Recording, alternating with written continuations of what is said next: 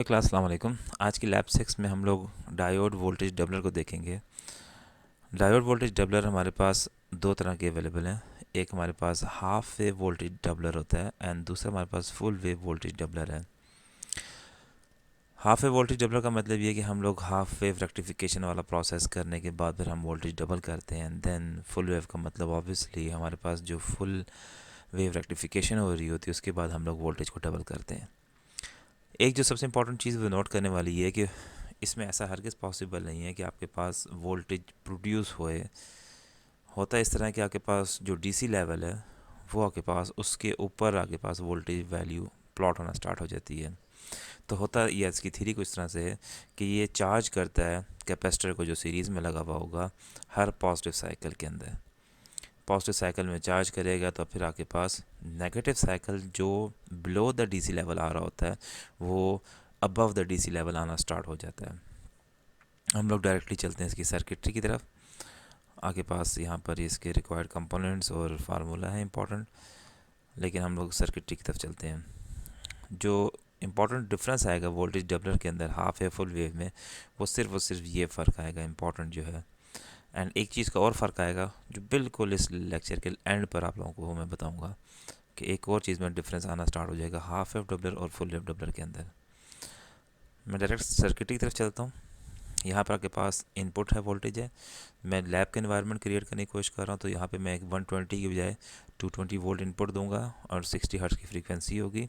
आगे मैं ट्रांसफार्मर लगाऊंगा सच दैट ऐसा ट्रांसफार्मर हो जिसकी वैल्यू 6.3 के आसपास कोई बनना स्टार्ट हो जाए, पीक वैल्यू।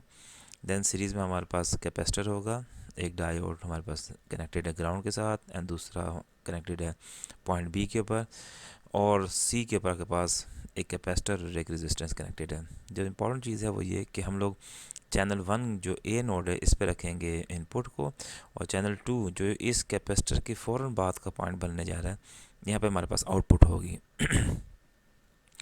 जो ट्रांसफार्मर है उसका हमने सेंटर टैप किया हुआ है, सेंट्रली ग्राउंडेड है एंड देन दूसरा टर्मिनल हमारे पास ओपन है। यही सर्किट मैंने यहाँ पर इम्प्लीमेंट किया। 220 वोल्ट्स वी पी कनेक्ट किया, 60 हर्ट्ज़ की फ्रीक्वेंसी है, इसको ग्राउंड भी कर दिया ताकि ये कॉमन हो जाए। देन इसका जो हमने चैनल ए के साथ कनेक्ट कर दिया, ये मैंने यहाँ से 4 चैनल ऑसिलोस्कोप मैंने प्लॉट किया, यानी यहाँ से आपने 4 चैनल ऑसिलोस्कोप लेना है क्योंकि मैं एक इनपुट भी देखना चाह रहा हूँ। देन हम लोग देखेंगे कि ये आपके पास ट्रांसफार्मर ट्रांसफार्म करके वोल्टेज लेवल क्या देता है। एंड देन फाइनली तीसरा हम देखेंगे कि आपके पास आउटपुट कितने आने जा रही है या वोल्टेज डबलर की वेव किस तरह की बनने जा रही है। एक चीज़ और वो ये कि हम लोग वी के लिए जो बिल्कुल आखिरी पॉइंट होगा उसके लिए भी एक चैनल यूज़ करेंगे। तो मैं वी वाला पॉइंट फ़िलहाल रिमूव कर देता हूँ एंड मैं देखता हूँ कि हमारे पास ये जो ट्रांसफार्मर है ट्रांसफार्म होने के बाद वैल्यू क्या देगा, उसका येलो कर दिया। एंड देन वोल्टेज डबलर क्या वैल्यू देगा उसको हमने पॉइंट ए के ऊपर कनेक्ट कर दिया और इसका कलर येलो ऑरेंज है। अब इसको हम रन करके देखते हैं। अच्छा, मैंने 25 to 1 रखा है। अब हम देख लेते हैं कि आपके पास यहाँ पे वोल्टेज कितना आ रहा होगा। इस पर डबल क्लिक करें तो आपके पास जो येलो वाले पोर्शन है वो बेसिकली आपके पास ट्रांसफार्म होने के बाद है। तो हम सिर्फ येलो वाले की रीडिंग लेके देख लेते हैं। मैं पीक तक लेके जाऊंगा, अभी येलो रेड पे आ रहा है। मैं यहाँ से चैनल बी सेलेक्ट करता हूँ क्योंकि मुझे पता है चैनल बी के ऊपर मैंने कनेक्ट किया हुआ है, चैनल बी के ऊपर कनेक्ट किया हुआ है जो ट्रांसफार्मर से आउटपुट आ रही है। तो उसकी वैल्यू मेरे पास कितनी आ रही है 8.7। तो हमने क्लेम किया था कि हम 6-7 के आसपास की वैल्यू लेने की कोशिश करेंगे। फिर हम कहेंगे कि इससे डबल वैल्यू हमारे पास चैनल सी पे आ रही है, यानी इस पॉइंट से जो ट्रांसफार्मर ने इस सर्किटरी को वोल्टेज दिया है उससे डबल वोल्टेज हमारे पास इस पॉइंट के ऊपर आएगा जो कि ऑरेंज कलर का होगा। अच्छा, स्टार्ट के जो 3-4 साइकिल होंगे या 5 साइकिल होंगे उसके अंदर आपके पास वेव अभी शेप होना स्टार्ट हो रही है। तो ये बेसिकली ऑरेंज वाली जो वेव है ये अभी तक कंप्लीट नहीं हुई। 3 साइकिल हो गए हैं, ये भी नेगेटिव साइकिल देख रहे हो आपके पास बिल्कुल प्रॉपर कर्व नहीं बनी, और ये तकरीबन अब बन गई है। तो अब नेक्स्ट साइकिल हमारे पास कंफर्म प्रॉपर वेव बन जाएगी और ये बिल्कुल हमारे पास वेव बनना स्टार्ट हो गई है। अब हम इसको स्टडी कर लेते हैं। मैंने इसको पॉज कर दिया। ये स्टार्ट में कुछ साइकिल लेता है कैपेसिटर चार्ज होने के लिए। चूँकि फ्रीक्वेंसी लो है तो होता है इस तरह कि वो स्टार्ट में चार्ज होने में थोड़ा टाइम लेता है। इवन फ्रीक्वेंसी हाई भी हो तो आप स्टार्ट के जब जाके साइकिल्स में देखोगे तो आपको कुछ इस तरह की एबनॉर्मल वेव शेप्स नज़र आना स्टार्ट हो जाएंगी। अब हम चलते हैं अपने इस साइकिल के ऊपर। ये जो हमारे पास first, second, third, fourth and fifth cycle है, मैं इसकी रीडिंग देखने की कोशिश करता हूँ कि मेरे पास इनपुट वोल्टेज क्या था, यानी रेड कलर की जो वैल्यू है। मैंने यहाँ से ए को सिलेक्ट करना है तो ये फ़ौरन ए पे चला गया। ए की वैल्यू तकरीबन आपके पास 219.8 वोल्ट है। देन हम चलते हैं चैनल बी के ऊपर। चैनल बी की रीडिंग आ रही है 8.7 एंड देन चैनल सी की रीडिंग आ रही है 15.95। अच्छा, एक चीज़ जो ध्यान रखने वाली कि वो चैनल सी का 10 वोल्ट्स पर डिवीजन है, चैनल बी भी 10 वोल्ट्स पर डिवीजन है, लेकिन चैनल ए जो है वो 100 वोल्ट्स पर डिवीजन है। ठीक है, चीज़ ध्यान में रखिएगा ताकि आप ये ना समझो कि 220 वोल्ट यहाँ पर है तो यहाँ पर 8 वोल्ट कैसे हो गया। तो हमने इसको यहाँ से आप हर चैनल के लिए अलग से वोल्ट पर डिवीजन चेंज कर सकते हो। अब हमारे पास ओरिजिनल जो वेव है जो ट्रांसफार्मर से ट्रांसफॉर्म होने के बाद आ रही है वो येलो कलर की है। अब अगर आप और करो तो ये येलो वाली में नेगेटिव पीक भी है, पॉजिटिव पीक भी है। मैं अगर वोल्टेज की लेवल में बात करूँ, यहाँ पे पॉजिटिव 8 है, यहाँ पर नेगेटिव 8 वोल्ट है। और जब हम बात करते हैं ऑरेंज वाले की यानी वोल्टेज डबलर के बाद, तो अब यहाँ पर डायरेक्ट 16 वैल्यू है। ये देख रहे हो 15.9, क्योंकि इसमें 0.7 का ये जो नेगेटिव साइकिल में ड्रॉप हो रहा है ये माइनस हो गया, अदरवाइज़ की वैल्यू 16 से ऊपर होनी थी। तो आपके पास ये जो पॉइंट आ रहा है, ये वैल्यू आपके पास आ रही है। अगर हम बात करें ओरिजिनल सर्किट देखते हुए तो 2 टाइम्स ऑफ वी पीक है ये, यानी 16 वैल्यू आ रही है इसकी, बट इसका नेगेटिव साइकिल एग्जिस्ट नहीं कर रहा। इन अनदर वर्ड्स आप ये समझ सकते हो कि सारा का सारा पॉजिटिवली क्लैम्प हो गया है above the DC level. I hope कि अब ये बात आपको बहुत अच्छे से समझ आ जाएगी जिन्होंने लास्ट लैब देखी है। अब ये पॉजिटिवली क्लैम्प होगी ये पूरी की पूरी वैल्यू 8 वोल्ट पॉजिटिव साइड पे जाके।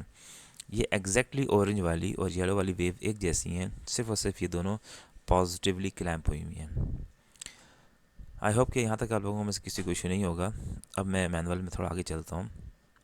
आप लोगों ने जो फुल वेव वाला सर्किटरी ये आप लोगों ने ख़ुद इम्प्लीमेंट करनी है एंड देन इसमें ओरिजिनल डिफरेंस देखना है। जो मेन डिफरेंस आएगा वो ये हम देखेंगे कि आपके पास डीसी लेवल क्या बनने जाता है।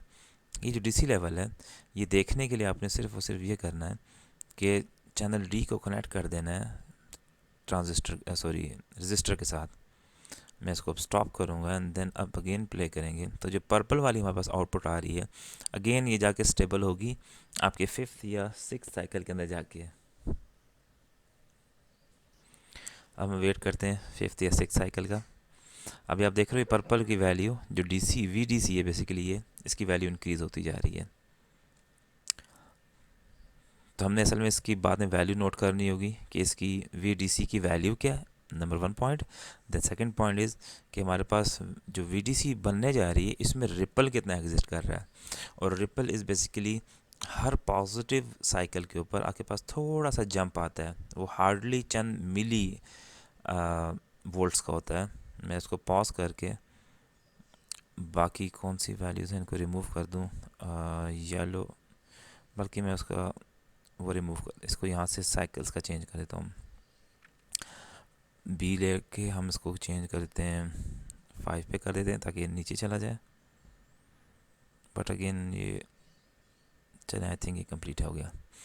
अब आप ये देख रहे हो कि इसकी जो पर्पल वाली वैल्यू है हम इसको देखते हैं तो इसकी वैल्यू आपके पास पर्पल की चैनल डी की कितनी आ रही है। चैनल डी था हमारे पास और इसकी वैल्यू आपके पास आ रही है 15.5,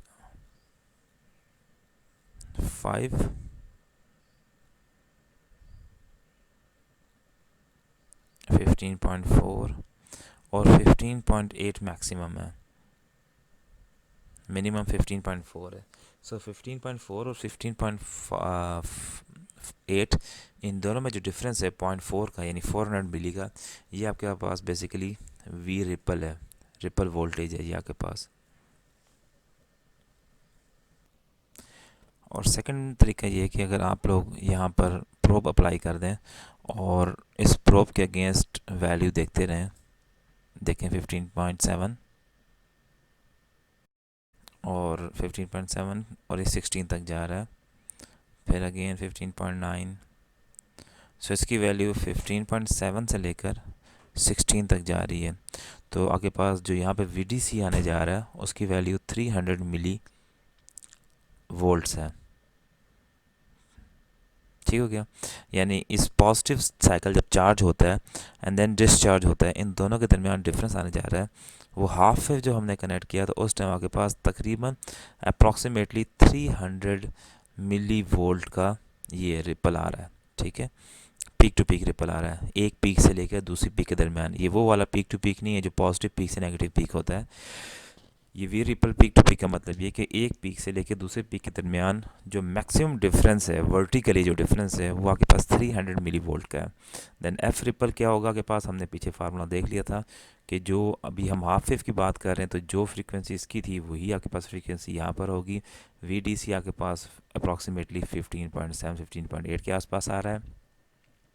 वी पीक हमें पता है, एफ इन हमने देख ली है, वी एस पी की वैल्यू भी हमें पता है। अब जो आपके पास फुल वेव रेक्टिफायर होगा उसमें क्या डिफरेंस होगा कि वहाँ पर जो एफ इन की वैल्यू होगी वो तो 60 ही होगी। ठीक है, हमने देख लिया अभी। लेकिन एफ रिपल की वैल्यू क्या होगी, चूँकि अब वो फुल वेव है, नेगेटिव साइकिल की जगह भी पॉजिटिव साइकिल आने जा रहा है। इट मीन्स कि अब आपके पास रिपल फ्रिक्वेंसी डबल हो जाएगी जो आपके पास एफ इन की वैल्यू थी। ये पीछे इंपॉर्टेंट फार्मूला में भी चीज़ मेंशन है।